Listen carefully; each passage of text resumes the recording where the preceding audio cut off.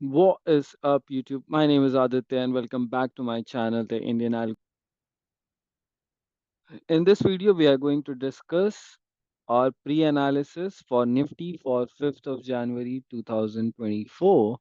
And अगर आप इस चैनल पे नए हो और आपने हमारा फ्री टेलीग्राम ग्रुप ज्वाइन नहीं किया है, सो जैसे सब लोग बोलते हैं मैं भी बोलूँगा, go ahead join this free Telegram channel. But यहाँ पे मैं सिर्फ मतलब की बात करता हूँ, और वो मतलब की बात क्या है कि you can note this breaker block.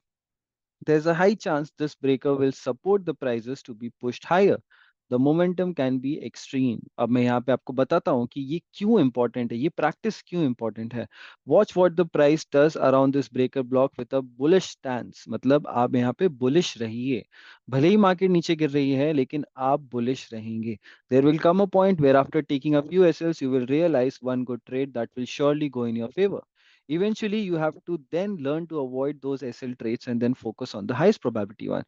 तो मैं आपको ये सारी चीजें समझाता हूँ, एंड इवेंचुअली आज के दिन अगर आप देखोगे उसी ब्रेकर ब्लॉक से प्रिसाइसली पूरा का पूरा मोमेंटम स्टार्ट हुआ, मार्केट काफी ऊपर चला गया। अरे, तो अगर आपको इन सारी चीजों के बारे में समझ में आता है, that is when you will be able to take trade. So आप जो भी कॉन्सेप्ट्स यहाँ पे सीख रहे हो, उन्हें लाइव मार्केट में कैसे अप्लाई करना है, वो सारी चीजें मैं आपको यहाँ पे बता सकता हूँ। जैसे यहाँ पे 10-5 को बोल दिया था कि 21,780 जाएगा, एंड देन इवेंचुअली सॉरी 21,680 जाएगा, एंड देन इवेंचुअली प्राइस वहां पे चला जाता है।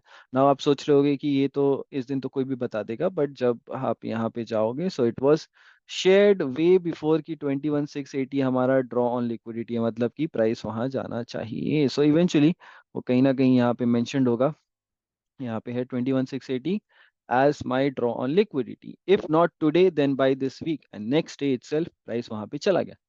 Anyway, coming back to our pre analysis, आज निफ्टी का प्री एनालिसिस क्या कहता है कि कल हम क्या देख सकते हैं मार्केट में। मैंने फ्यूचर्स का चार्ट ओपन किया, फ्यूचर्स के चार्ट में मुझे कुछ ऐसा खास नहीं दिखा जिससे मैं कुछ एंटिसिपेट कर पाऊं, लेकिन कहीं ना कहीं मैं ये मान के चल रहा हूं कि प्राइस ने एक शॉर्ट टर्म हाई क्रिएट कर दिया है। ये हाइस जो गए, इसके बाद एक शॉर्ट टर्म हाई क्रिएट हो चुका है। अब इस पॉइंट पे प्राइस क्या है, वापस ऊपर आया है। अब समझते हैं, ठीक है, अब यहाँ पे समझते हैं कि प्राइस क्या कर सकता है। मैं आपको कुछ चीज दिखाने वाला हूँ यहाँ पे, जिसे हम कहते हैं वॉइड, लिक्विडिटी वॉइड। ये शायद वीडियो मेरे चैनल पे अपलोडेड होगी। सो ये जो गैप देख रहे हो आप, इसको हम वॉइड बोलते हैं। प्राइस ने क्या किया, प्राइस ने एक रन दिया ऊपर की तरफ। क्यों दिया? क्योंकि यहाँ पे जो वॉइड था उसमें सिर्फ सेल साइड डिलीवरी हुई थी यहाँ पे, तो उसको बाई साइड डिलीवरी भी फिल करनी थी, हो गई। अब इस कैंडल का पूरा काम हो चुका है जहां तक मुझे समझ में आ रहा है। नेक्स्ट एक्सपेक्टेशन क्या है कि कहीं ना कहीं इस एरिया से रेजिस्टेंस आना चाहिए।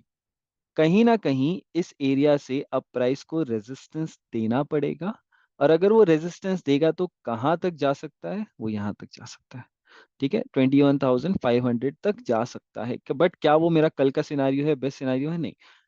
यहाँ पे बस मैं इतना समझ सकता हूँ कि इस वॉइड और इस एरिया से जो है ना हमारा फेयर वैल्यू गैप, ठीक है, जो सबको पता होगा कि इस फेयर वैल्यू गैप से हमें कहीं ना कहीं रेजिस्टेंस मिलना चाहिए और प्राइस को नीचे पुश करना है।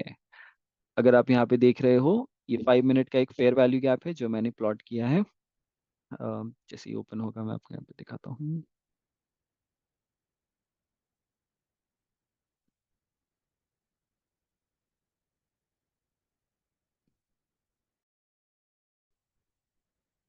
Alright, so there were some technical issues. मैं ये videos raw रखता हूँ, so I'm not going to edit anything, guys. Now, what you can see here is that I have a fair value gap on the 5 minute time frame right here.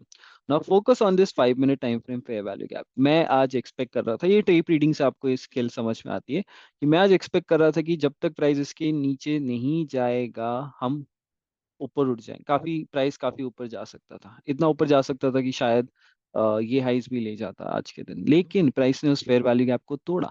And जैसे ही price ने उस fair value gap को तोड़ा, मेरे लिए ये expectation गलत हो गई। मैं ये एक्सपेक्टेशन नहीं रखता कि प्राइस अब इसके ऊपर रहेगा।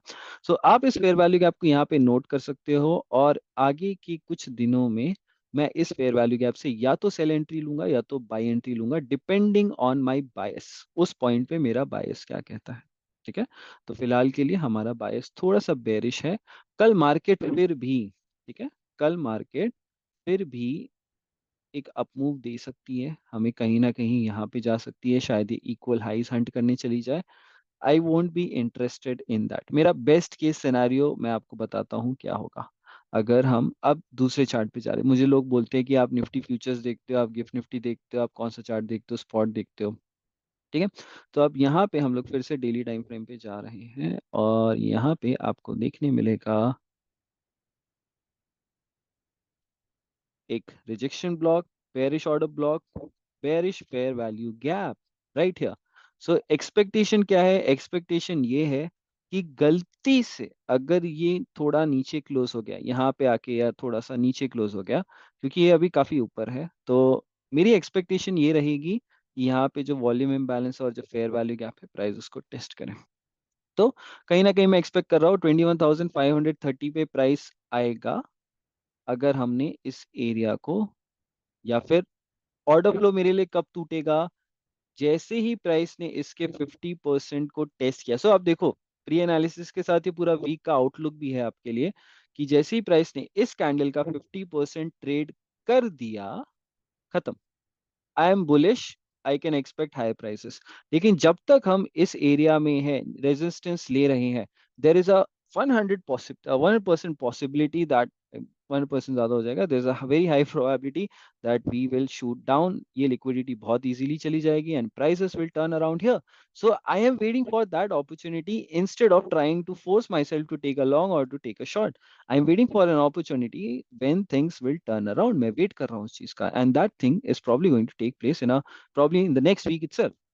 ओके, नाउ कल अगर मुझे अपॉर्चुनिटी लेनी है तो मैं क्या करूंगा? As soon as the price falls down, let's say अगर ये कैंडल यहाँ पे क्लोज होती है, यहाँ पे क्लोज होती है, एंड द नेक्स्ट मतलब अगले दिन क्या होता है, प्राइस थोड़ा नीचे जाता है, मतलब कल की बात, अगर फिफ्थ जैन को प्राइस थोड़ा नीचे जाता है, यहाँ पे रन देता है, I am ready to start looking for sell positions from here, I am going to expect the price to run here. Okay, so मैंने आपको ट्रेड सिनेरियो भी बता दिया, मैंने आपको सब कुछ बता दिया। 21,538 गिफ्ट निफ्टी का चार्ट है गाइस, यहाँ पे आप देख लो, आप कैसे आइडेंटिफाई कर सकते हो। निफ्टी वन और एक्सक्लेमेशन मार्क डालोगे तो आपको यहाँ पे गिफ्ट निफ्टी मिलेगा, गिफ्ट निफ्टी मिलेगा और निफ्टी फीचर्स मिलेगा।